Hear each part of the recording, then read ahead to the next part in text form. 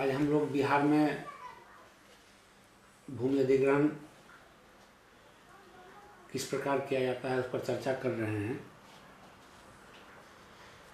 मूल रूप से बिहार में मुख्यतः भूमि का अधिग्रहण वर्तमान में 3 अधिनियमों के अंतर्गत किया जा रहा है। पहला है RFCT LARR एक्ट 2013, दूसरा है NH एक्ट 1956, तीसरा है रेलवे स्पेशल एक्ट 2008।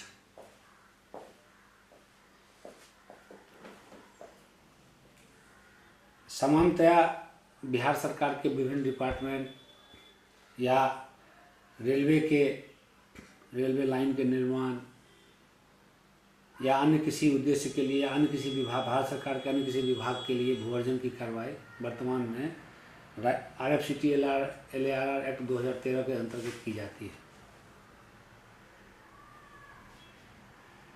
ऐसे नेशनल हाईवेज जो ministry of road transport Bharat सरकार के द्वारा नोटिफाई किए जाते हैं, उनके लिए लैंड का एक्विजिशन नेशनल हाईवे एक्ट 1956 के तहत किया जाता है।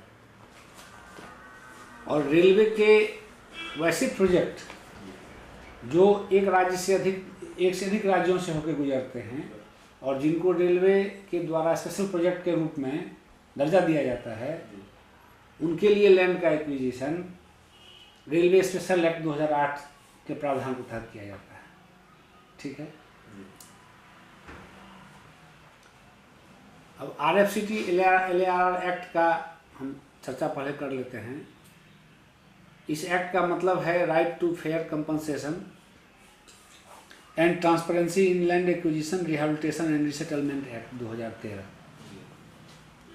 ये एक्ट 1/1/14 को प्रभाव में आया और ये पुराने लैंड एक्विजिशन एक्ट, इसको हम लोग जानते हैं कि लैंड एक्विजिशन एक्ट 1894, उसके बदले ये एक्ट आया है 1/1/14 से।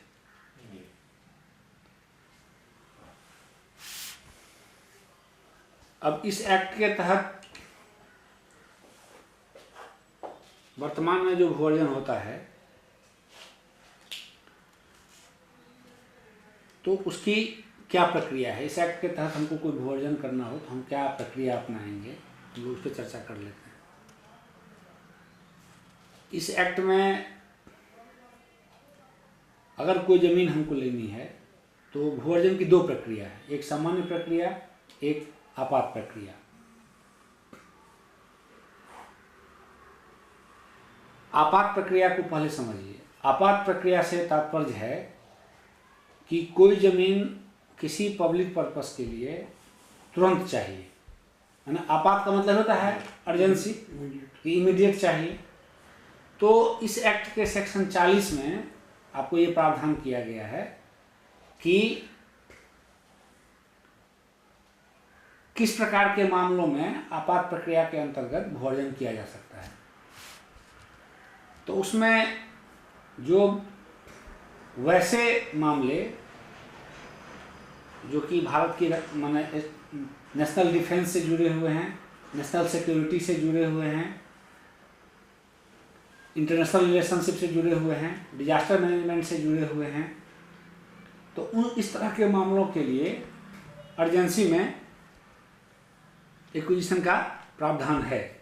इसके अलावा अर्जेंसी को पार्लियामेंट डिफाइन कर सकती है। पार्लियामेंट को ही अधिकार दिया गया है, लोकसभा को, कि वो संसद को, कि वो डिफाइन करे कि अर्जेंसी और क्या हो सकती है। इन मामलों के अतिरिक्त जो भी भू अर्जन है वह समान प्रक्रिया के तहत होगा। अब इसमें भी जब आपात प्रक्रिया में हम भू अर्जन करेंगे तो डिफेंस और सिक्योरिटी से संबंधित मामलों को छोड़ करके या इंटरनेशनल जो रिलेशन से हमसे संबंधित मामलों को छोड़ करके अन्य कोई मामला अगर आएगा तो उसी सेक्शन 40 में ये प्रावधान है कि उसमें मार्केट वैल्यू का 75% एक्स्ट्रा किसान को दिया जाएगा।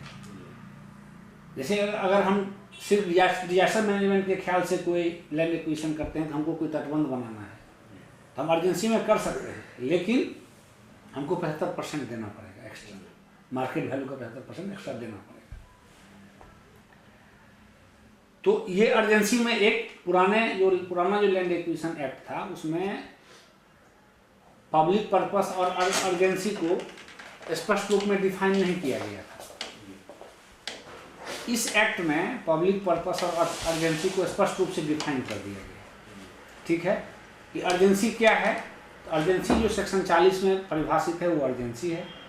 पब्लिक पर्पस को जो इसका चैप्टर 1 है जिसमें कि आपको डिफिनेशन पार्ट है, डिफिनेशन पार्ट में इसको आपको डिफाइन कर दिया गया कि पब्लिक पर्पस क्या है। ठीक है,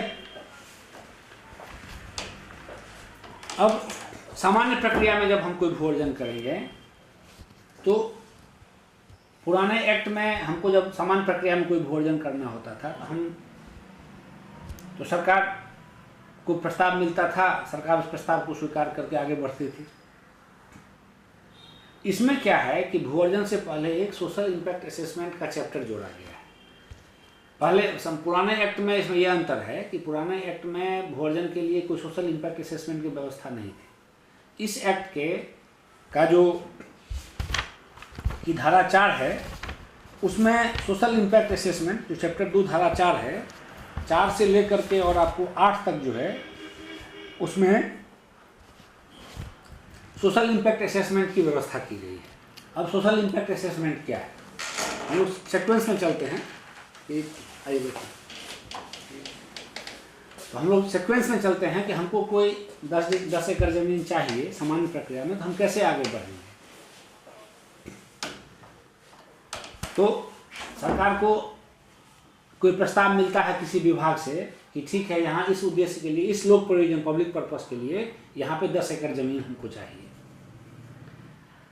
तो वहाँ पे जब प्रस्ताव को विभाग देता है कलेक्टर को, तो उनको ये देखना है कि ये मोस्ट सुटेबल साइट है, इसमें फूड सिक्योरिटी एक्ट के का जो प्रावधान है उसका कोई वायलेशन नहीं हो रहा है। तो इसकी जांच कलेक्टर कराते हैं इंटरनली, एक्ट में ये सब प्रावधान दिए गए हैं, उसकी जांच कराते हैं।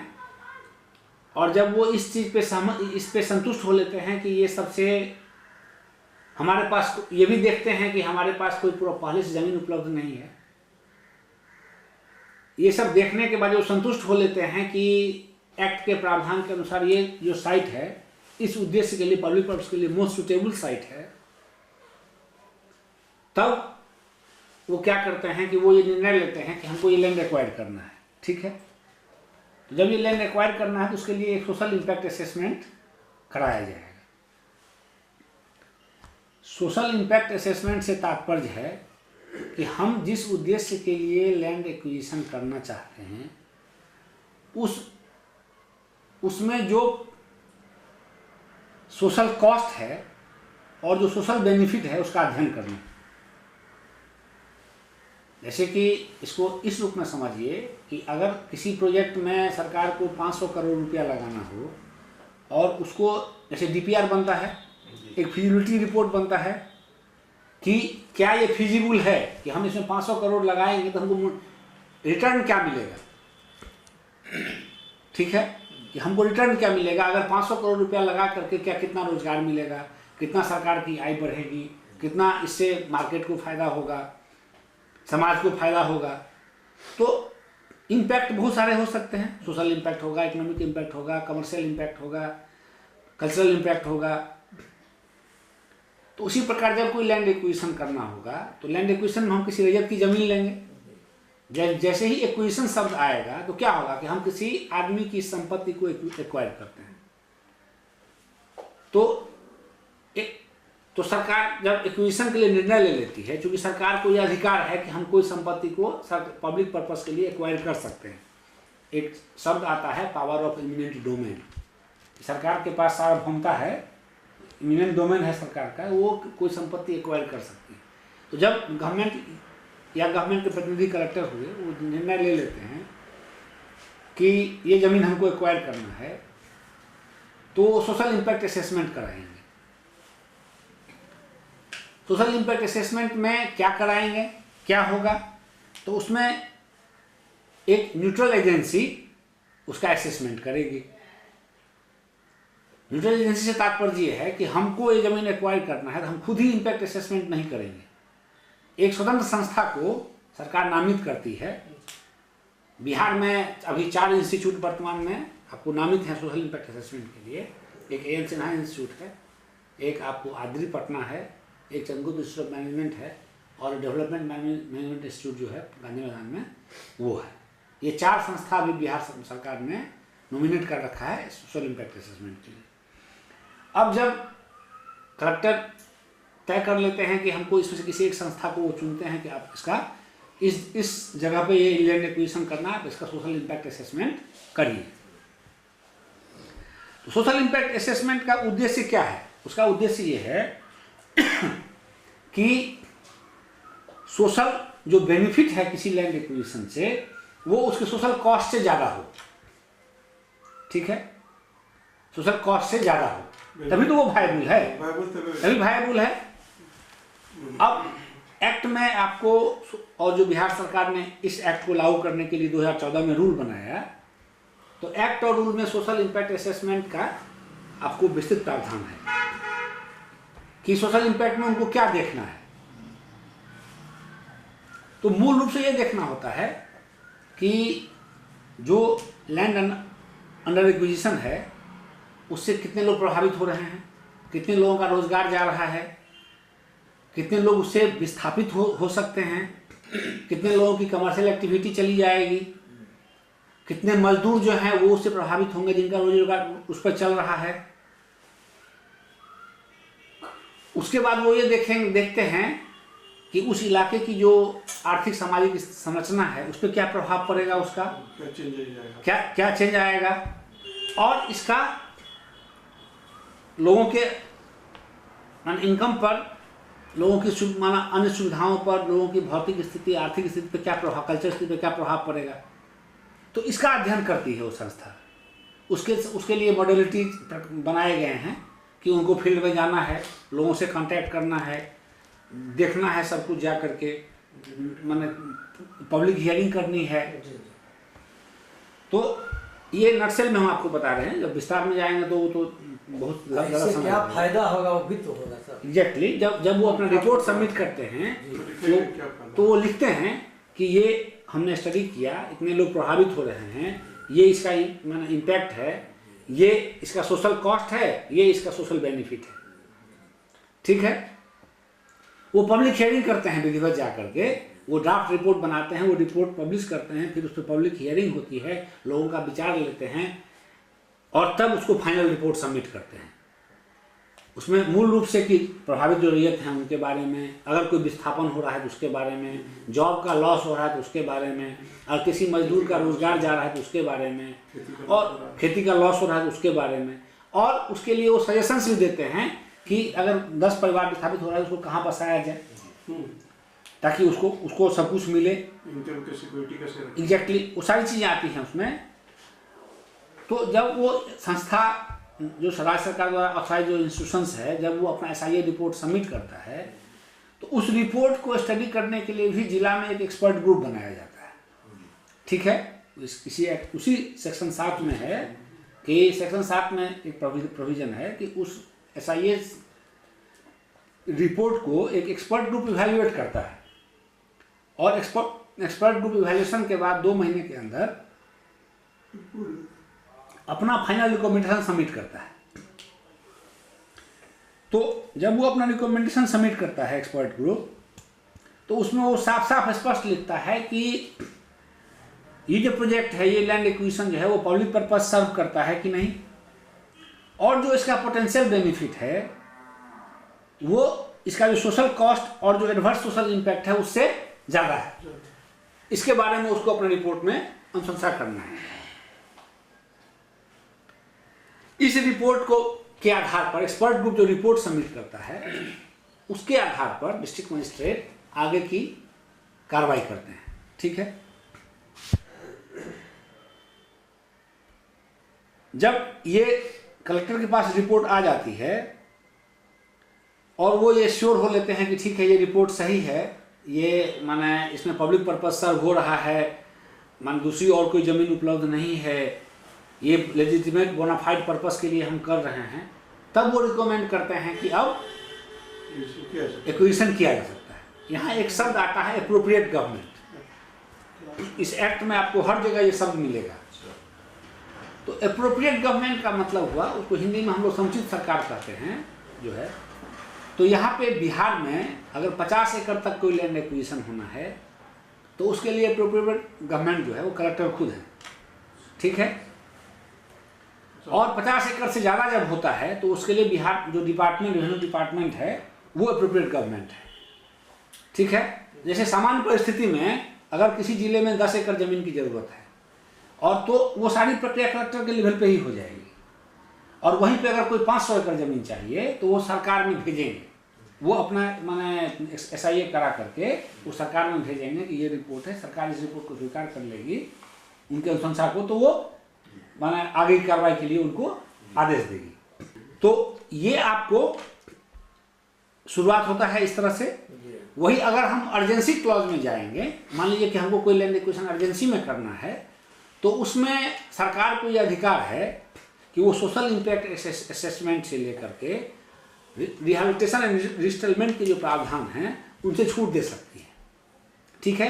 कि अगर हमको अब हो गया कि ठीक है भाई यहाँ अभी 2 महीना के अंदर तटबंध बना देना है, तो सरकार चाहे तो कह देगी कि इसमें सोशल इम्पैक्ट असेसमेंट की जरूरत नहीं है, इसमें कोई रिहैबिलिटेशन की जरूरत नहीं है, ठीक है। कोई भी रिहैबिलिटेशन की जरूरत नहीं है, इसमें R&R का प्रावधान इस पर लागू नहीं होगा, सोशल इम्पैक्ट असेसमेंट इस पर लागू नहीं होगा, तो वो चाहे तो वो इन सब चीज़ों से मुक्ति छूट दे सकती है कलेक्टर को। उसी तरह कह देगी ठीक है आप माने जो प्रारंभिक अधिसूचना है प्रकाशित कर दीजिए, लेकिन अगर सामान्य प्रक्रिया में अधिग्रहण होगा तो ये सब करना पड़ेगा। अब जब सामान्य प्रक्रिया में हम अधिग्रहण करना शुरू करेंगे या आपात प्रक्रिया में हम करना शुरू करेंगे, तो आपात में सरकार छूट देगी, सामान्य हम SIA करेंगे। तो यहाँ तक हो गया, यहाँ दोनों प्रक्रिया में ये डिफरेंस है। इसके आगे दोनों में एक ही समान कार्रवाई होती है, ठीक है। अब हम आते हैं कि धारा 11 के अंतर्गत जो अधिसूचना का प्रकाशन होता है, जिसको हम लोग कहते हैं प्रारंभिक अधिसूचना। तो पुराने लैंड एक्विजिशन एक्ट में वो धारा 4 की कार्रवाई होती थी, इस एक्ट में उसको धारा 11 की कार्रवाई हो गई। तो प्रारंभिक अधिसूचना जब होता है आपको, तो प्रारंभिक अधिसूचना में आपको एक फॉर्मेट है, जिस फॉर्मेट को डिपार्टमेंट ने प्रिस्क्राइब किया हुआ है, जिसमें अधिसूचना बनाई जाती है, वो पब्लिश की जाती है। तो पहले उसको पब्लिश करने के लिए आपको होता है कि 2 स्थानीय अखबार में पब्लिश होता है, जिला के गजट में पब्लिश होता है, वेबसाइट पर पब्लिश होता है, और उसको हर माने जो है सो कि आम माने स्थान पर जहाँ वो लैंड एक्विजिशन हो रहा है वहाँ भी उसको प्रकाशित किया जाता है। उसमें डिटेल रहता है, जमीन का खाता खसरा से लेकर के सारी विवरणी रहती है, सब कुछ रहता है, और उसमें उसका एक स्टैंडर्ड फॉर्मेट है, इस फॉर्मेट में कि वो आपको एक्वायर की माने पब्लिकेशन उसका होता है।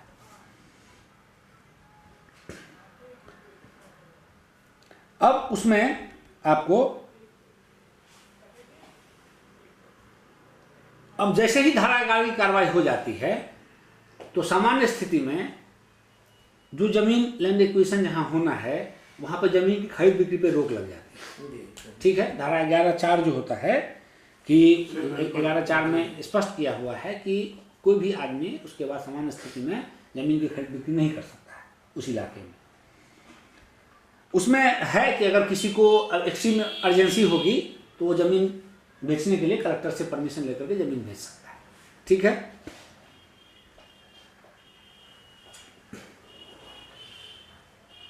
अब इसमें एक इंपॉर्टेंट प्रावधान है धारा 11(5) में आपको, कि जब धारा 11 अधिसूचना का प्रकाशन हो जाएगा, धारा 11 में जो अधिसूचना प्रकाशित हो जाती है, तो धारा 19 जो आगे होगा उससे पहले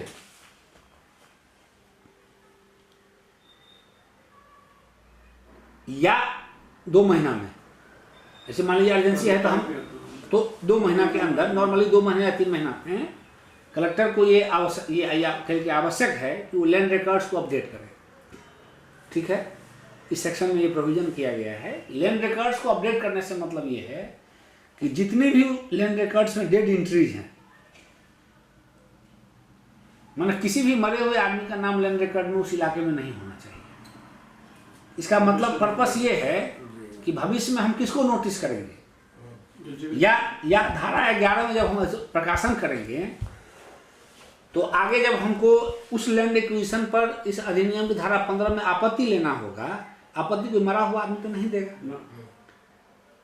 और जो लैंड रिकॉर्ड हम अपडेट करेंगे उसी के आधार पर में हम उस आदमी को कहेंगे कि भाई आप ये दीजिए।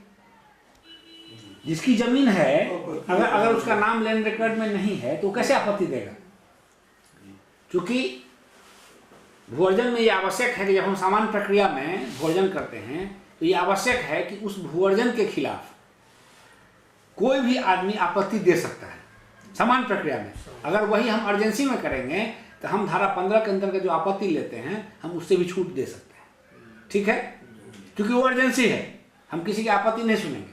लेकिन जब हम सामान्य प्रक्रिया में भूअर्जन करेंगे तो ये आवश्यक है, ये मैंडेटरी है कि धारा 15 के अंतर्गत हम प्रभावित जो व्यक्ति है उस भूअर्जन पर, यहाँ अंतर समझिए, भूअर्जन से प्रभावित, हाँ नहीं, उस इलाके में जो हम भूअर्जन कर रहे हैं उस भूअर्जन के उद्देश्य पर, पब्लिक पर्पस पर, होता है कि कोई आदमी कहे कि नहीं इससे बहुत बड़ा नुकसान होगा पूरे इलाके के माने इन्वायरमेंट को, तो वो ये ऑब्जेक्शन कर सकता है कि आप यहाँ पे ये प्रोजेक्ट लाने जा रहे हैं, सरकार ने निर्णय लिया, इससे इस तरह का इम्पैक्ट पड़ सकता है, लोगों को इस तरह का लॉस हो सकता है, इन्वायरमेंट को इस तरह का नुकसान हो सकता है। मतलब अपनी जमीन से इधर भी जमीन के लिए वो पर्पस, हम यहाँ पर्पस की जमीन में इंटरेस्ट होता है, यहाँ उस लैंड एक्विजिशन जो किसी पब्लिक पर्पस के लिए हो रहा है तो उस पर्पस पर वो चैलेंज कर सकता है, वो अपना ऑब्जेक्शन फाइल कर सकता है।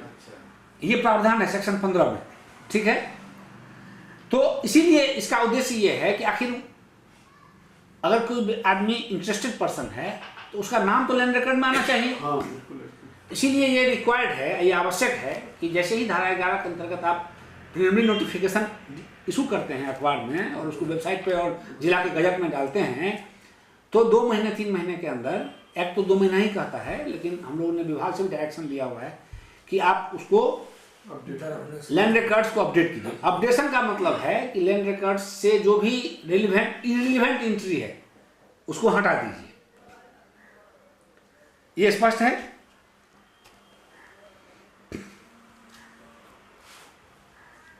अब इसमें सेक्शन 114 आता है, 14 सेक्शन है, जिसमें कि आपको कि जब आपको एक्सपर्ट ग्रुप का रिपोर्ट सबमिट होता है तो उसके बाद 1 साल के अंदर अगर आप धारा 11 की कार्रवाई नहीं करते हैं तो वो लैप्स होने का डर रहता है। उसमें एक्सटेंशन का भी प्रोविजन है प्रॉपर लॉजिक के साथ, लेकिन धारा एक्सपर्ट ग्रुप का रिपोर्ट आने के 1 साल के अंदर आपको धारा 11 का प्रकाशन कर देना है।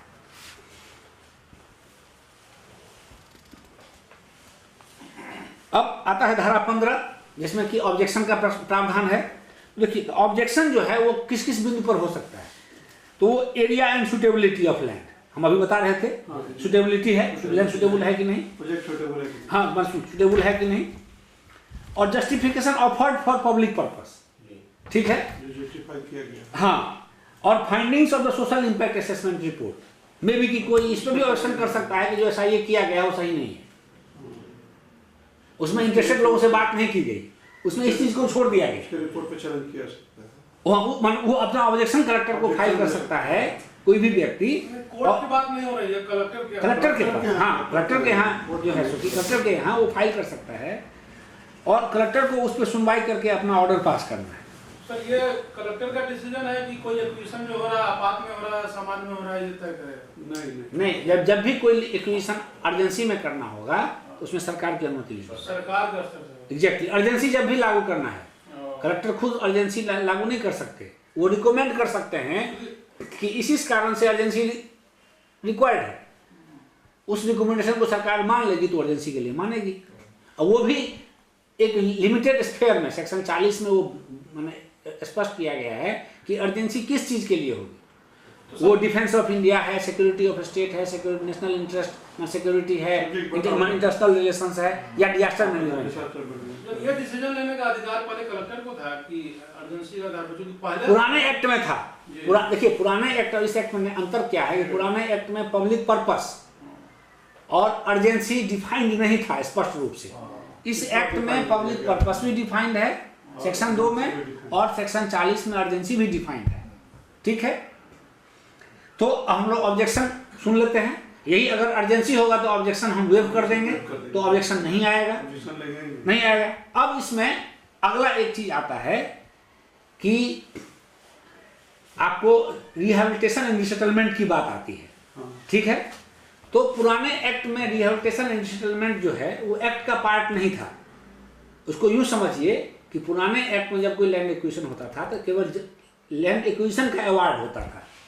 नए एक्ट में आपको रिहेबिलिटेशन एंड रिसेटलमेंट का भी अवार्ड होना है, अवार्ड होना है। पहले वो अवार्ड नहीं था, वो एग्जीक्यूटिव ऑर्डर से स्टेट की डिफरेंट स्टेट की पॉलिसी होती थी कि हमको रिहेबिलिटेशन में क्या देना है। ये अब एक्ट का पार्ट है। तो इसके लिए इस एक्ट में जब आप नोटिफिकेशन धारा 11 में करके धारा 15 की कार्रवाई पूर्ण कर लेते हैं, तब चर्चा होती है रिहेबिलिटेशन एंड रिसेटलमेंट की।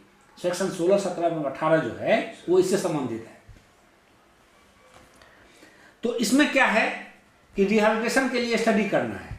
ठीक है, स्टडी करने के लिए है कि सेक्शन 16 में कहा गया है कि आपको एक स्कीम बनानी है, एक रिहेबिलिटेशन एंड रिसेटलमेंट के लिए एक स्कीम बननी है।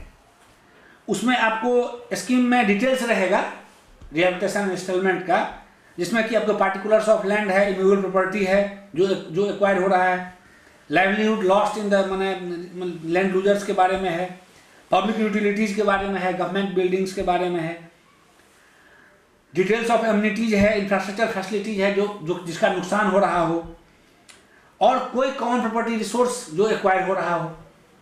मतलब इसका सार ये हुआ, समरी हम ये कह सकते हैं कि जिस इलाके में हम लैंड एक्विजिशन कर रहे हैं वहां पे किस प्रकार का नुकसान हो रहा है। ठीक है, तो रिहेबिलिटेशन रिसेटलमेंट स्कीम जब बनाया जाता है तो उसके लिए उसमें इन सब चीज़ों की चर्चा होगी कि ये नुकसान होना है, तो इसका सर्वे होगा और इसके आधार पे एक आपको प्लान बनेगा।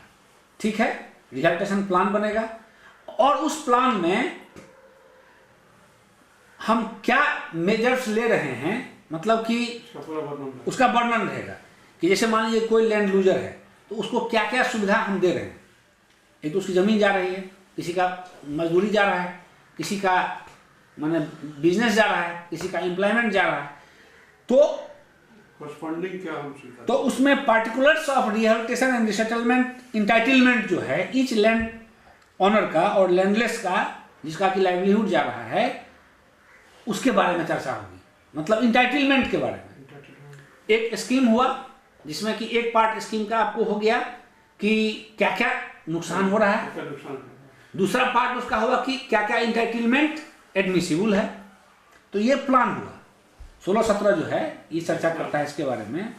ये जिम्मेवारी दी गई है, इसमें एक शब्द आता है एडमिनिस्ट्रेटर, प्रशासक, R&R एडमिनिस्ट्रेटर। तो बिहार में सभी जिले के जो एडिशनल कलेक्टर हैं उनको R&R प्रशासक बनाया गया है।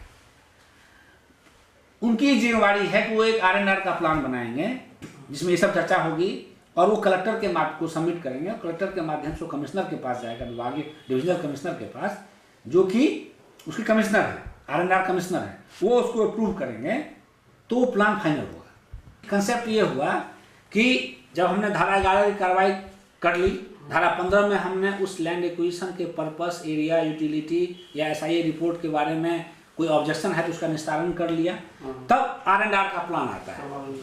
ठीक है, इसमें जो उस इलाके में लोगों का नुकसान है वो उस R&R स्कीम का एक पार्ट है, और ईच एंड एवरी इंडिविजुअल जो इफेक्टेड है उसको क्या इंटाइटलमेंट एडमिसिबल है उसका दूसरा पार्ट हुआ। और वो प्लान कलेक्टर के माध्यम से कमिश्नर के पास जाएगा और कमिश्नर उसको अप्रूव करेंगे, तब वो प्लान बना। ठीक है, तो जब हम इस प्रक्रिया से आगे बढ़ेंगे, जब हम R&R का प्लान फाइनल कर लेंगे, तब हम डिक्लेरेशन पे आते हैं।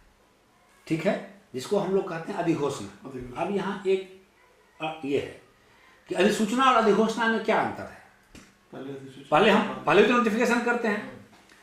तो पहले नोटिफिकेशन जब हम करते हैं तो सरकार अपना इंटेंट शो करती है।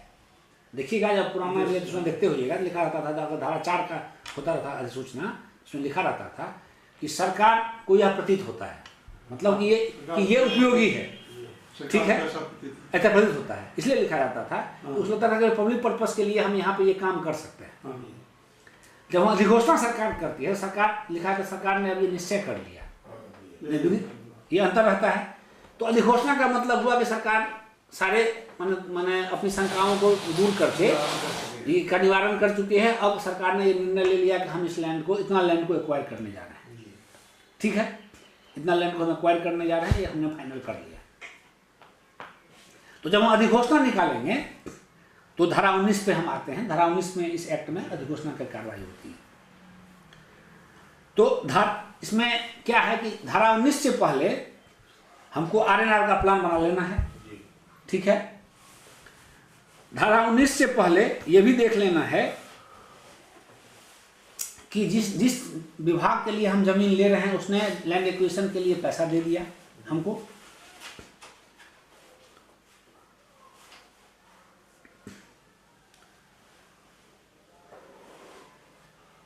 तो ये दो चीजें इसमें महत्वपूर्ण हैं कि हमको ये देख लेना है कि माने आरएनआर का प्लान बन गया और जिस विभाग के लिए हम पैसा जमीन ले रहे हैं उसने हमको लैंड एक्विजिशन में जो पैसा रिक्वायर्ड है वो हमको दे दिया। अब इसका भी उसी तरह से होता है, पब्लिकेशन होगा इसका, आपको ऑफिशियल गैजेट में होगा, अखबार में होगा, मैंने जिला के वेबसाइट पे होगा, लोकल मान लैंग्वेज में जहाँ जिस जगह पे हम लैंड एक्वायर करना है वहाँ पे जाएगा। तो हाँ वो होगा, ये हो गया। अब इसमें है क्या कि नॉर्मली जो है आपको कि अधिसूचना से 1 साल के अंदर जो है सो आपको अधिघोषणा कर देता है, लेकिन उसको एक्सटेंड करने का पावर एप्रोप्रिएट गवर्नमेंट को दिया गया है कि अगर औचित्य हो तो वो उसको एक्सटेंड कर सकती है। ये हो गया। जब ये हो जाता है, धारा 19 हो जाता है, तब कलेक्टर को ये पावर है कि उस जमीन को वो डिनोटिफाई डिमार्क कर दें, डिमार्केशन कर दें कि ये जमीन अब एक्वायर करेगी। धारा 20 में पावर दिया हुआ है कि वंस डिक्लेरेशन हो गया तो उसको मार्क आउट एंड मेजर्ड जो कहते हैं उसका मेजरमेंट करके उसको मार्क कर दें। अब आता है आपको रैयत का पार्ट। यहाँ तक तो लैंड एक्विजिशन का पर्पस और ये सब था। अब शुरू होता है रैयत, जो इंडिविजुअल रैयत है जिसको हमने कि लैंड रिकॉर्ड्स को अपडेट कर लिया। अब उस रैयत की भूमिका शुरू होती है। तो अब इसमें अगला सेक्शन है सेक्शन 21, ये सबसे महत्वपूर्ण है। इसमें होता है क्या कि इंटरेस्टेड पर्सन को हम नोटिस करते हैं। वो पुराने एक्ट का सेक्शन 9 होता था, नए एक्ट में सेक्शन 21 है। तो हम नोटिस इशू करते हैं माने रैयत को। तो नोटिस किसका इशू करेंगे, इसमें वर्ड है पर्सन इंटरेस्टेड, ठीक है। मतलब कि इसका तात्पर्य ये होता है कि हम उस आदमी को क्लेम्स टू इंटरेस्ट का नोटिस करते हैं कि आपको हमने लैंड होल्डर माना कि आप रैयत हैं उस जमीन के, आपका किस प्रकार का इंटरेस्ट है, ठीक है। अब वो इंटरेस्ट किस प्रकार का हो सकता है कि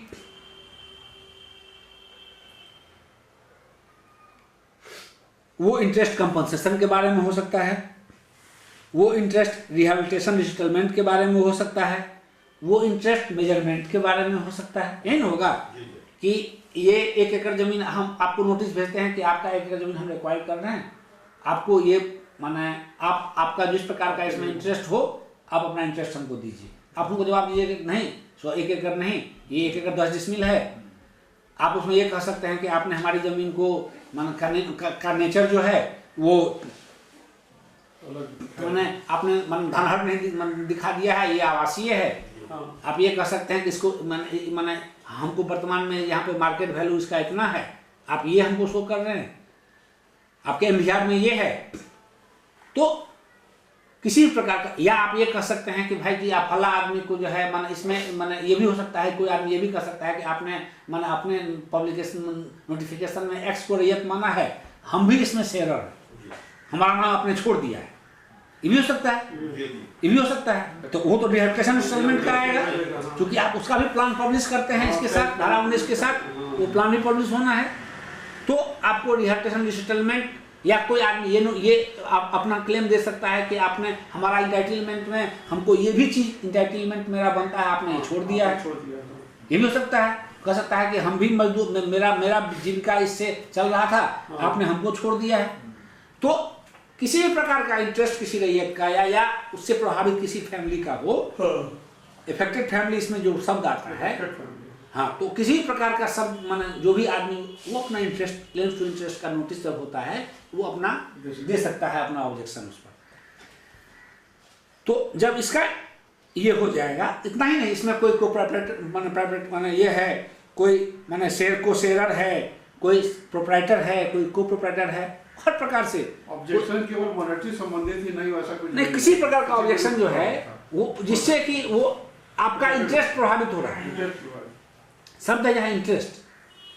तो उस प्रकार का कोई भी ऑब्जेक्शन जो है कोई भी व्यक्ति इसमें कलेक्टर को सबमिट कर सकता है धारा 21 के अंतर्गत। अब कलेक्टर को इस सारे उनके सारे आपत्तियों को सुन करके उनका निराकरण करना है, ठीक है। और नॉर्मली इसमें जो है सो कि 1 महीने से लेकर 6 महीने के बीच का समय रहता है जिसमें कि आपको सारी चीज़ों का डिस्पोजल कर देना है, ठीक है।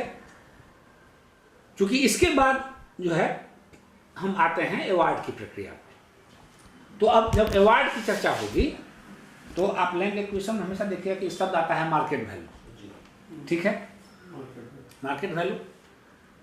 तो इस एक्ट का जो धारा 26 है उसमें मार्केट वैल्यू को डिफाइन किया गया है, ठीक है। क्योंकि हम अवार्ड डिक्लेयर करेंगे तो हमको उसका बाजार मूल्य चाहिए, बाजार मूल्य चाहिए। तो अब एक शब्द आता है बाजार मूल्य, मार्केट वैल्यू। तो अब बाजार मूल्य का निर्धारण कैसे होगा उसके लिए धारा 26 में डिटेल में प्रावधान दिया गया है। और एक होता है आपको जिस दर पे आम जनता जमीन उस इलाके में बेच रही है, ठीक है, नहीं लागू नहीं, जिस दर पे सेल परचेज हो रहा है, सेल परचेज हो रहा है। तीसरा क्या होता है, तो पहला आपको क्या हो गया कि इंडियन स्टाम्प एक्ट के तहत जो है सो आपको क्या रेट है, ये market value if any specified in the Indian Stamp Act for the land registration of sale deed और agreement to sale in the area where the land is situated, मतलब ये शब्द स्पष्ट रूप से लिखा हुआ है। दूसरा आपको हो गया कि average sale price for similar type of land, जो आसपास में अवस्थित जमीन है उस विसिनिटी में या उस गांव में जो जिसकी खरीद बिक्री हुई है, ठीक है, बात समझ रहे हैं ना। कि मान लीजिए कि हमको ये प्लॉट एक्वायर करना है, तो इसके चौहद्दी में या इसके आसपास में जो प्लॉट है उस प्लॉट की खरीद बिक्री हुई है विगत 3 सालों में, उसका आंकड़ा लिया जाता है। और तीसरा है कि एक कंसेंटेड प्राइस है कि मान लीजिए आप जमीन बेचने, आपकी जमीन हम ले रहे हैं, हम जमीन मतलब हमको जमीन की आवश्यकता है, हम दोनों में सहमति बन गई तो एक कंसेंट हुआ। लेकिन कंसेंट जो है वो उन मामलों में लागू है जहां पे कि पब्लिक प्राइवेट पार्टनरशिप के तहत प्रोजेक्ट जो है एग्जीक्यूट हो रहा हो, उसके लिए लैंड एक्विजिशन हो रहा हो, ठीक है। तो 3 तरह का कीमत हो गया। अब इसमें जो सबसे ज्यादा होगा वही मार्केट वैल्यू होगा। अगर कहीं पे एमवीआर ज्यादा है, खरीद बिक्री का आंकड़ा उससे कम है, एमवीआर ज्यादा हो गया। कहीं पे एमवीआर सरकार ने 1 लाख तय किया और जो विगत 3 साल का हम आंकड़ा लिए तो उसमें जो उस आंकड़े का जो हम निकाले एवरेज सेल, एवरेज निकाले तो वो ज्यादा आ गया, तो वो हो गया। इस तरह से या कहीं पे कंसेंट है तो जो कंसेंटेड अमाउंट अगर उससे ज्यादा है तो वो होगा। अब आता है धारा 15 जिसमें कि ऑब्जेक्शन का प्रावधान है। देखिए ऑब्जेक्शन जो है वो किस किस बिंदु पर हो सकता है, तो वो area and suitability of land हम अभी बता रहे थे, सुटेबिलिटी है, लैंड सुटेबल है कि नहीं, प्रोजेक्ट सुटेबल है कि नहीं, हाँ सुटेबल है कि नहीं, और justification offered for public purpose, ठीक है, जो जस्टिफाई किया गया, हाँ, और findings of the social impact assessment report में भी कि कोई इस पर भी ऑब्जेक्शन कर सकता है कि जो ऐसा ये किया गया वो सही नहीं है। तो हम लोग ऑब्जेक्शन सुन लेते हैं। यही अगर अर्जेंसी होगा तो ऑब्जेक्शन हम वेव कर देंगे, तो ऑब्जेक्शन नहीं आएगा, पोजीशन लगेंगे नहीं आएगा। अब इसमें अगला एक चीज आता है कि आपको रिहैबिलिटेशन एंड रिसेटलमेंट की बात आती है, हाँ। ठीक है। तो पुराने एक्ट में रिहैबिलिटेशन एंड रिसेटलमेंट जो है वो एक्ट का पार्ट नहीं था। उसको यूं समझिए कि पुराने एक्ट में जब कोई लैंड एक्विजिशन होता था तो केवल लैंड एक्विजिशन का अवार्ड होता था। नए एक्ट में आपको रिहैबिलिटेशन एंड रिसेटलमेंट का भी अवार्ड होना है, दोनों अवार्ड होना है। पहले वो अवार्ड नहीं था, वो एग्जीक्यूटिव ऑर्डर से स्टेट की डिफरेंट स्टेट की पॉलिसी होती थी कि हमको रिहैबिलिटेशन में क्या देना है। ये अब एक्ट का पार्ट है। तो इसके लिए इस एक्ट में जब आप नोटिफिकेशन धारा 11 में करके धारा 15 की कार्रवाई पूर्ण कर लेते हैं, तब चर्चा होती है रिहैबिलिटेशन एंड रिसेटलमेंट की। सेक्शन 16, 17 में 18 जो है वो इससे संबंधित है। तो इसमें क्या है कि रिहैबिलिटेशन के लिए स्टडी करना है, ठीक है। स्टडी करने के लिए है कि सेक्शन 16 में कहा गया है कि आपको एक स्कीम बनानी है, एक रिहैबिलिटेशन एंड रिसेटलमेंट के लिए एक स्कीम बननी है।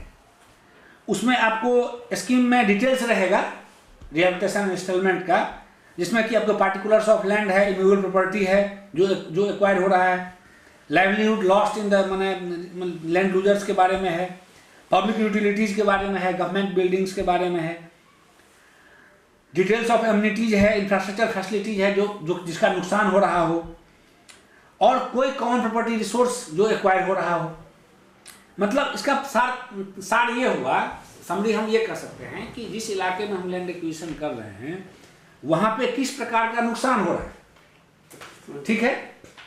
तो रिहैबिलिटेशन रिसेटलमेंट स्कीम जब बनाया जाता है उसके लिए उसमें इन सब चीज़ों की चर्चा होगी कि ये नुकसान होना है, तो इसका सर्वे होगा और इसके आधार पे एक आपको प्लान बनेगा, ठीक है, रिहैबिलिटेशन प्लान बनेगा। और उस प्लान में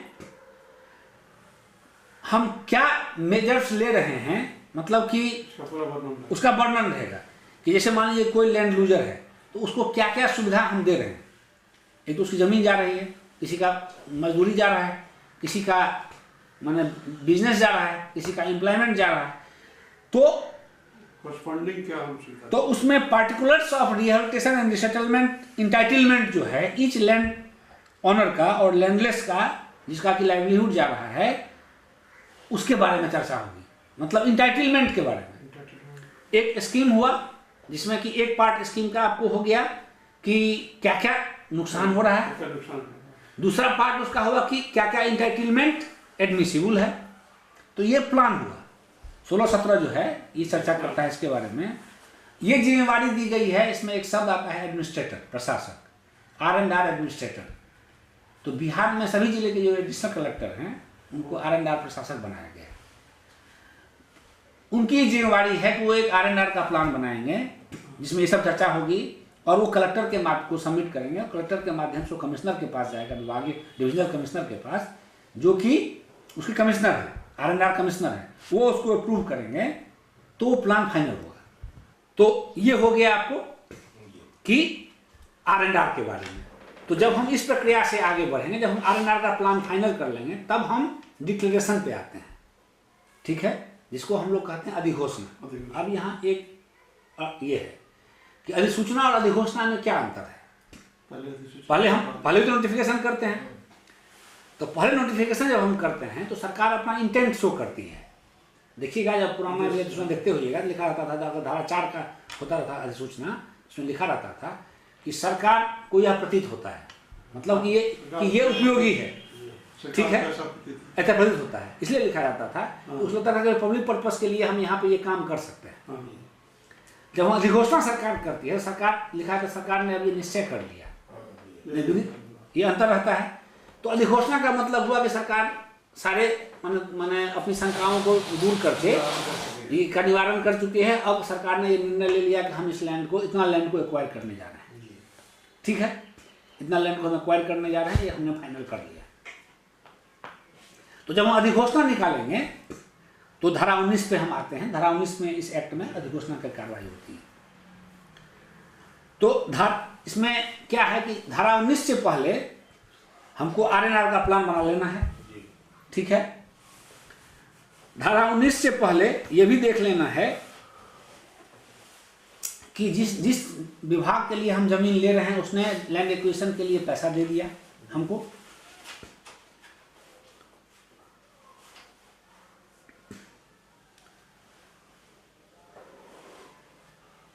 तो ये दो चीजें इसमें महत्वपूर्ण हैं कि हमको ये देख लेना है कि माने आर&आर का प्लान बन गया और जिस विभाग के लिए हम पैसा जमीन ले रहे हैं उसने हमको लैंड एक्विजिशन में जो पैसा रिक्वायर्ड है वो हमको दे दिया। अब इसका भी उसी तरह से होता है, पब्लिकेशन होगा इसका, आपको ऑफिशियल गैजेट में होगा, अखबार में होगा, मैंने जिला के वेबसाइट पे होगा, लोकल माने लैंग्वेज में जहाँ जिस जगह पे हम लैंड एक्वायर कर रहे हैं वहाँ पे जाएगा। तो हाँ वो होगा, ये हो गया। अब इसमें है क्या कि नॉर्मली जो है आपको कि अधिसूचना से 1 साल के अंदर जो है सो आपको अधिघोषणा कर देता है, लेकिन उसको एक्सटेंड करने का पावर एप्रोप्रिएट गवर्नमेंट को दिया गया है कि अगर औचित्य हो तो वो उसको एक्सटेंड कर सकती है। ये हो गया। जब ये हो जाता है, धारा 19 हो जाता है, तब कलेक्टर को ये पावर है कि उस जमीन को वो डिनोटिफाई डिमार्क कर दें, डिमार्केशन कर दें कि ये जमीन अब एक्वायर हो रही है। धारा 20 में पावर दिया हुआ है कि वंस डिक्लेरेशन हो गया तो उसको मार्क आउट एंड मेजर्ड जो कहते हैं उसका मेजरमेंट करके उसको मार्क कर दें। अब आता है आपको रैयत का पार्ट। यहाँ तक तो लैंड एक्विजिशन का पर्पस और ये सब था। अब शुरू होता है रैयत, जो इंडिविजुअल रैयत है जिसको हमने कि लैंड रिकॉर्ड्स को अपडेट कर लिया। अब उस रैयत की भूमिका शुरू होती है। तो अब इसमें अगला सेक्शन है सेक्शन 21, ये सबसे महत्वपूर्ण है। इसमें होता है क्या कि इंटरेस्टेड पर्सन को हम नोटिस करते हैं। वो पुराने एक्ट का सेक्शन 9 होता था, नए एक्ट में सेक्शन 21 है। तो हम नोटिस इशू करते हैं माने रैयत को। तो नोटिस किसका इशू करेंगे? इसमें वर्ड है पर्सन इंटरेस्टेड, ठीक है। मतलब कि इसका तात्पर्य ये होता है कि हम उस आदमी को क्लेम्स टू इंटरेस्ट का नोटिस करते हैं कि आपको हमने लैंड होल्डर माना कि आप रैयत हैं उस जमीन के, आपका किस प्रकार का इंटरेस्ट है, ठीक है। अब वो इंटरेस्ट किस प्रकार का हो सकता है कि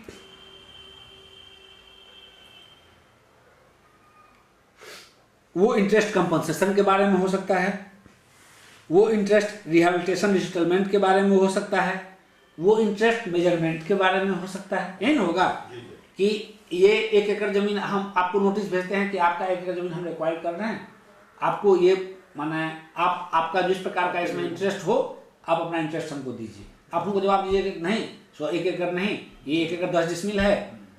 आप उसमें ये कह सकते हैं कि आपने हमारी जमीन को का नेचर जो है वो मैंने आपने धनहर नहीं दिखा दिया है, ये आवासीय है। आप ये कह सकते हैं कि इसको मैंने हमको वर्तमान में यहाँ पे मार्केट वैल्यू इसका इतना है, आप ये हमको शो कर रहे हैं, आपके एमवीआर में ये है।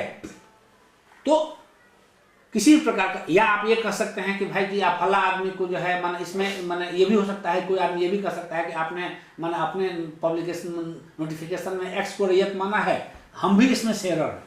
तो आपको रिहैबिलिटेशन रिसेटलमेंट या कोई आदमी ये आप अपना क्लेम दे सकता है कि आपने हमारा इंटाइटलमेंट में हमको ये भी चीज इंटाइटलमेंट मेरा बनता है, आपने ये छोड़ दिया है। ये भी हो सकता है, कह सकता है कि हम भी मजदूर मेरा जीविका इससे चल रहा था, आपने हमको छोड़ दिया है। तो किसी भी प्रकार का इंटरेस्ट किसी रैयत का या उससे प्रभावित किसी फैमिली का हो, इफेक्टेड फैमिली इसमें जो शब्द आता है, हाँ, तो किसी प्रकार का शब्द माने जो भी आदमी वो अपना इंटरेस्ट क्लेम्स टू इंटरेस्ट का नोटिस जब होता है वो अपना दे सकता है अपना ऑब्जेक्शन उस पर। तो जब इसका ये हो जाएगा, इतना ही नहीं, इसमें कोई प्राइवेट माने ये है, कोई माने शेयरर है, कोई प्रोप्राइटर है, कोई को प्रोप्राइटर है, हर प्रकार से ऑब्जेक्शन केवल मॉनेटरी संबंधित ही नहीं, वैसा कुछ नहीं, किसी प्रकार का ऑब्जेक्शन जो है वो जिससे कि वो आपका इंटरेस्ट प्रभावित हो रहा है, शब्द है यहाँ इंटरेस्ट। तो उस प्रकार का कोई भी ऑब्जेक्शन जो है कोई भी व्यक्ति इसमें कलेक्टर को सबमिट कर सकता है धारा 21 के अंतर्गत। अब कलेक्टर को इस सारे उनके सारे आपत्तियों को सुन करके उनका निराकरण करना है, ठीक है। और नॉर्मली इसमें जो है सो कि 1 महीने से लेकर 6 महीने के बीच का समय रहता है, जिसमें कि आपको सारी चीज़ों का डिस्पोजल कर देना है, ठीक है। क्योंकि इसके बाद जो है हम आते हैं अवार्ड की प्रक्रिया में। तो अब जब अवार्ड की चर्चा होगी तो आप लैंड एक्विजिशन में हमेशा देखिएगा कि शब्द आता है मार्केट वैल्यू, ठीक है, मार्केट वैल्यू। तो इस एक्ट का जो धारा 26 है उसमें मार्केट वैल्यू को डिफाइन किया गया है, ठीक है। क्योंकि हम अवार्ड डिक्लेयर करेंगे तो हमको उसका बाजार मूल्य चाहिए, बाजार मूल्य चाहिए। तो अब एक शब्द आता है बाजार मूल्य, मार्केट वैल्यू। तो अब बाजार मूल्य का निर्धारण कैसे होगा उसके लिए धारा 26 में डिटेल में प्रावधान दिया गया है। तो अब उसमें 2 तरीके होते हैं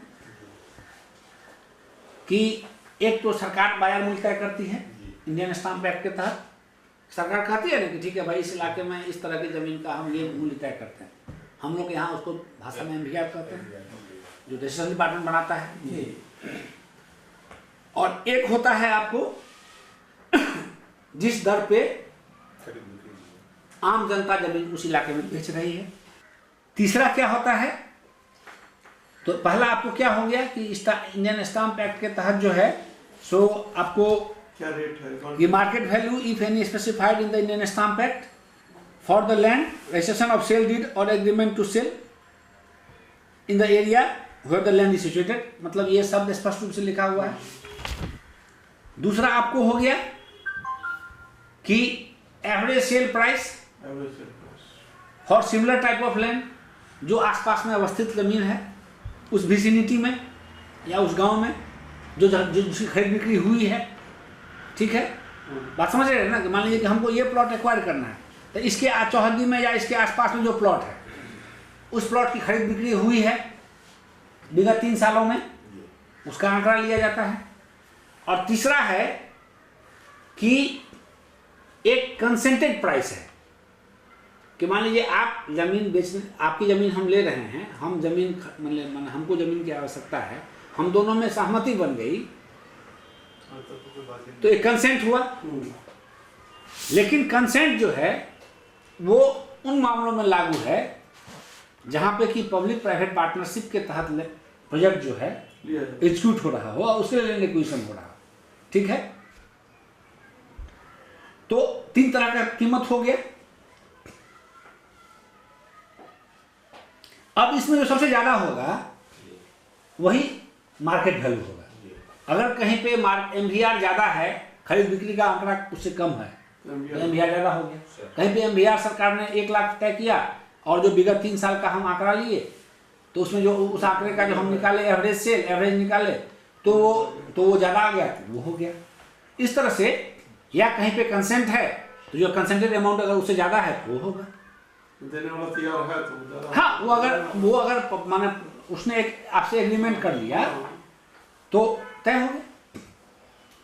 मान लीजिए वो कह रहा है ठीक है यहाँ तो मार्केट वैल्यू 1 लाख रुपए, आप हमको 1.5 लाख पे दे दीजिए, आप तैयार हैं देने के लिए, दोनों के बीच एक एग्रीमेंट हो गया। अब सेक्शन 26 में हम जब मार्केट वैल्यू तय कर लेते हैं जमीन का, तब इसमें नए एक्ट में आपको एक कंसेप्ट है मल्टीप्लायर का, ठीक है। तो उसको मल्टीप्लायर से गुना करते हैं, सेक्शन 27 कहता है उसको मल्टीप्लायर से गुना करना है। अब ये मल्टीप्लायर जो है क्या है, मल्टीप्लायर जो है आपको, मल्टीप्लायर का कंसेप्ट है कि शेड्यूल 1 में आपको इसके बारे में चर्चा है, मल्टीप्लायर के बारे में सेक्शन 27 में भी है और मल्टीप्लायर में भी है। अब मल्टीप्लायर हर स्टेट में अलग अलग डिसाइड है। जैसे बिहार में पहले था कि ग्रामीण क्षेत्र के लिए मल्टीप्लायर 2 था और शहरी क्षेत्र के लिए 1 था। एक्ट कहता है कि शहरी क्षेत्र से ग्रामीण क्षेत्र की दूरी के आधार पर मल्टीप्लायर तय होना है, ठीक है। तो बिहार में पहले क्या था कि शहरी क्षेत्र की सीमा से अगर एक आधा 500 मीटर भी कोई जगह है तो उसके लिए 2 ही था, और 10 किलोमीटर भी आगे भी है तो कोई 2 ही था। इसको हम लोगों ने शहरी क्षेत्र में तो 1 हो गया, और अब शहरी क्षेत्र का एक आपको बिहार में कंसेप्ट है पेरिफेरियल एरिया का, कि वो ग्रामीण क्षेत्र के इलाके जो शहरी क्षेत्र सटे हुए हैं तो ग्रामीण क्षेत्र, लेकिन वहाँ शहरीकरण हो रहा है, शहर का विस्तार हो रहा है, तो तो उसको Bihar registration department peripheral area कहता है। जैसे पटना नगर निगम के लिए मान लीजिए 8 किलोमीटर है, नगर परिषद के लिए 6 किलोमीटर है, नगर पंचायत के लिए वो 4 किलोमीटर या 2 किलोमीटर है, 2 किलोमीटर है, सबके लिए बटा हुआ है, पेरिफेरल क्षेत्र बटा हुआ है। तो बिहार में मल्टीप्लायर को शहरी क्षेत्र में तो 1 है, और पेरिफेरियल और ग्रामीण के लिए उसको डिस्टेंस के आधार पर में हम लोगों ने 1.2 से लेकर के 25 से लेकर के और 2 के बीच में फिक्स किया है। और अगर 10 किलोमीटर से ज़्यादा है मान लीजिए तो फिर 2 हो जाएगा। तो जो शहरी क्षेत्र से जो आपको माना 8 किलोमीटर 10 किलोमीटर तक का जो इलाका है उसके लिए मल्टीप्लायर को 1 से लेकर 2 के बीच में हाँ डिस्टेंस के हिसाब से, जैसे डिस्टेंस बढ़ेगा उससे मल्टीप्लायर बढ़ते जाए। अब एक सेक्शन 28 है जिसमें कि कहा जाता है कि parameters to be considered by collector in determination of award. ठीक है, मतलब है कि आपको क्या क्या देखना है। तो उसमें 6-7 पैरामीटर्स हैं, जैसे कि आपको मार्केट वैल्यू हो गया, डैमेज हो गया, उसके बाद उसमें माने किस प्रकार से वो व्यक्ति प्रभावित हो रहा है, और सबसे महत्वपूर्ण इसमें है जैसे कि किसी का आपको कि कोई कमर्शियल और माने इंटरप्राइज था तो उसमें नुकसान किस तरह से हो रहा है।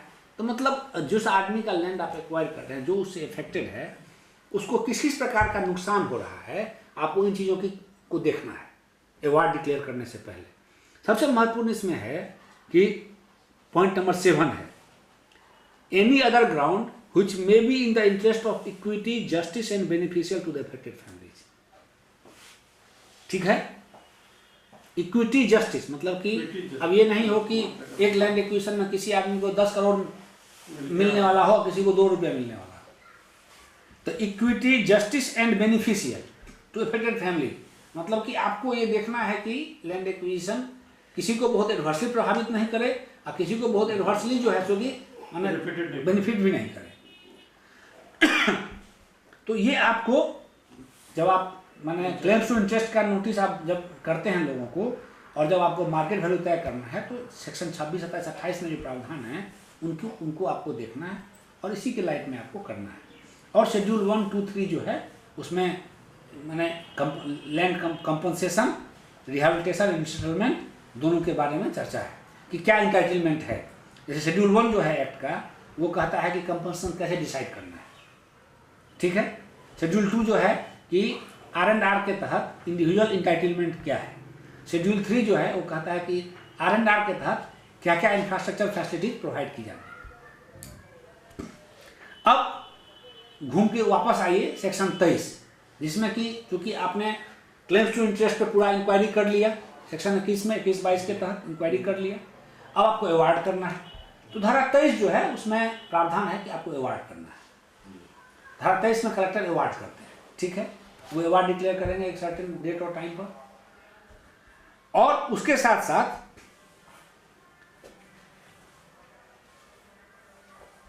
आपको सेक्शन 30 होता है जिसमें कि सोलेशियम का प्रावधान है।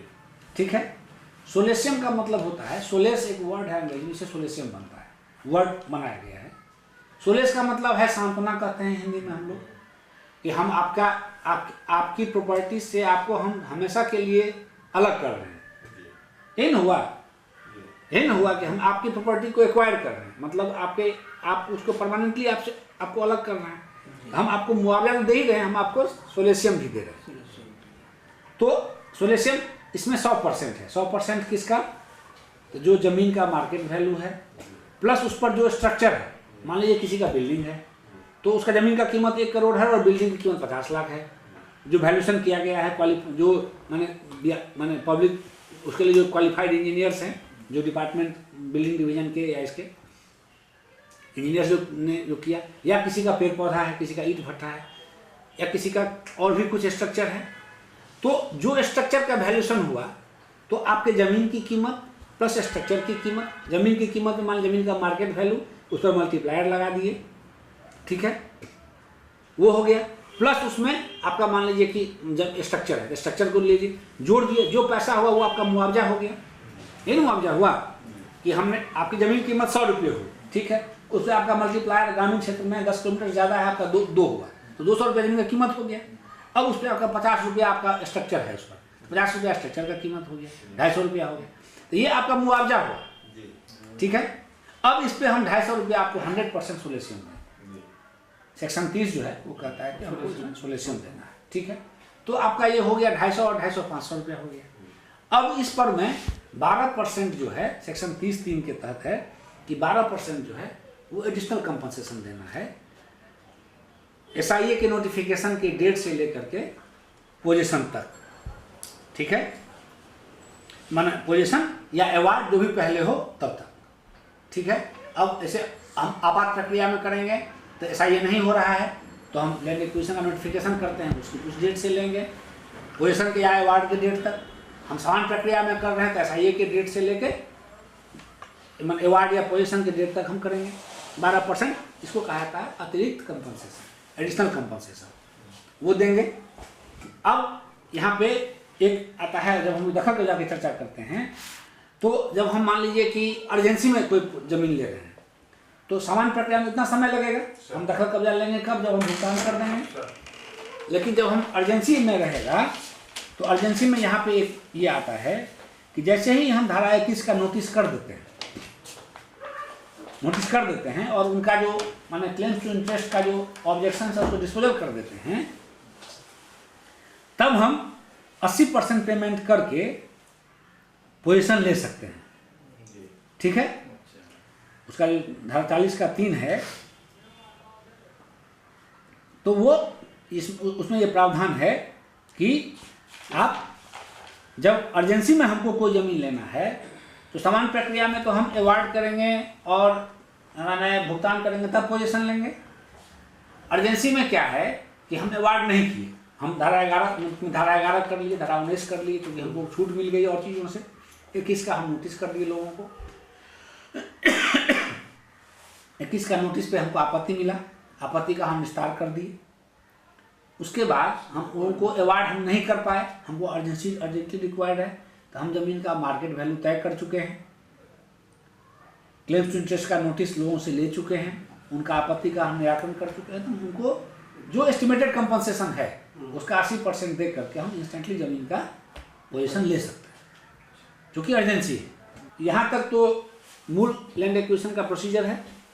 अब इसके आगे प्रश्न उठता है जो महत्वपूर्ण है आप माने सामान्य लोगों के लिए कि आप रैयत हैं, आपको हमने कहा कि ठीक है आपकी 1 एकड़ ज़मीन हम ले लिए, आपको हमने 50 लाख रुपया कंपनसेशन दिया, आप कहते हैं भाई हम इससे सहमत नहीं, हमारी ज़मीन इतनी कीमत की है, आपने हमको इतना ही कीमत दिया है, तो क्या करेगा, पैसा नहीं लेगा, या लेगा भी तो प्रोटेस्ट करके साथ लेगा। तो इसमें एक रेफरेंस का कंसेप्ट है, ठीक है, रेफरेंस पुराने एक्ट में भी था और इसमें नए एक्ट में भी है। तो रेफरेंस दो तरह से, अब समस्या दो तरह से आ सकती है कि एक तो हुआ कि आप सहमत नहीं हैं कि कलेक्टर ने जो रेट फिक्स किया उससे, दूसरा हो सकता है कि रेट तो ठीक है लेकिन आप 2 आदमी या 3 आदमी उस जमीन के मालिक हैं, अब उसमें हो रहा है कि नहीं ठीक है इसमें आधा इनका है, आप कहेंगे आधा नहीं इनका है, इनका 30% है तो मेरा भी 30% है, वो कहते हैं ना इनका 25% है, जो कोशेडर है, अपोर्शनमेंट की जो बात है। तो दोनों ही स्थिति में तो मुआवजा का भुगतान तो नहीं हो सकता, विवाद तो उठेगा। तो इसमें विवाद के निपटारे के लिए आपको रेफरेंस का प्रावधान है। तो इस पुराने एक्ट में था कि रेफरेंस सिविल कोर्ट में होता था, नए एक्ट में इसके लिए एक LARR अथॉरिटी बना दी गई, ठीक है, जो इसका आपको इस एक्ट में पूरा चर्चा है जो है सो चैप्टर इसमें आपको 8 में। ये कौन होता है? तो बिहार में हर कमिश्नरी में अथॉरिटी बनाई गई है जिसमें कि रिटायर्ड डिस्ट्रिक्ट जज जो होते हैं वो उसके प्रिजाइडिंग ऑफिसर होते हैं।